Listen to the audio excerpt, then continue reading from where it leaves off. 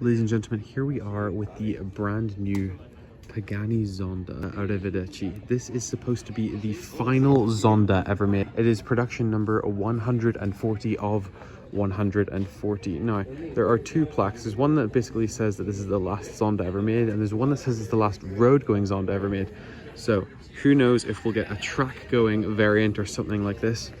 I believe it is essentially a Zonda 760 V12, where this was not an old chassis converted into a new car. This was a chassis that was apparently selected 13 years ago.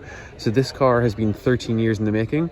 The original iteration was called the Zonda UFO, and then they wanted to make it the Arrivederci just as, well, a little bit more appropriate to this being the final Zonda ever made. So some of the really cool details in the car, the most prominent being this crazy carbon fiber. This, I think, is the first car to ever do silver carbon fiber. There was white carbon fiber that they tried doing on the CCX Trevita. They only ever made two because it was so difficult to make. They were supposed to make three. This is essentially the same type of carbon, but the silver is just so much more intense, and actually it basically looks like chrome carbon in certain parts. It's like chrome and silver. It looks unbelievable in person. I actually quite like shooting these at night sometimes, because whenever you put the light on them, the carbon just looks insane.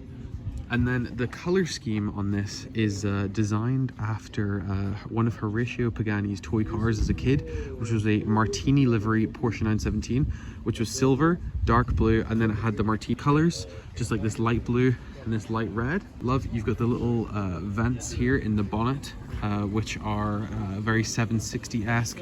You have the 760 over fenders on this car as well, and the conventional front lights, they don't have the little smiley face, which I quite like.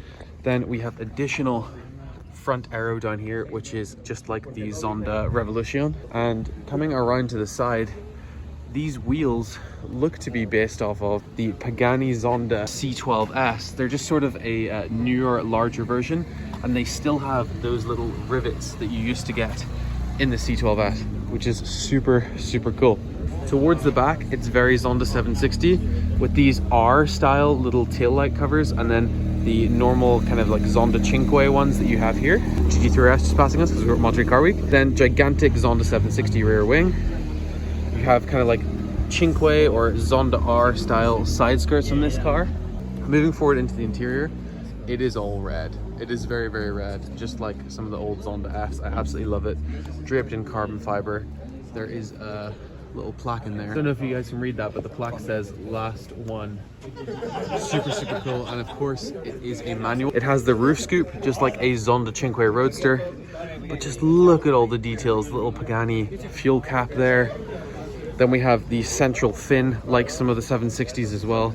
So many cool little details from a variety of Zondas, and then a few unique ones, such as the wheels and of course the carbon. And there you go, the Zonda Arrivederci. Arrivederci, of course, meaning goodbye in Italian, because this is the final Pagani Zonda. This is also my final time and my final like few minutes here in Monterey. Oh my god, that's so cool. You got to do the pins first. There's a pin on each side. Wow. I like push rod suspension. It's very like Zonda RS. And the carbon airbox. Manifold. Individually wrapped. Yeah, that's insane.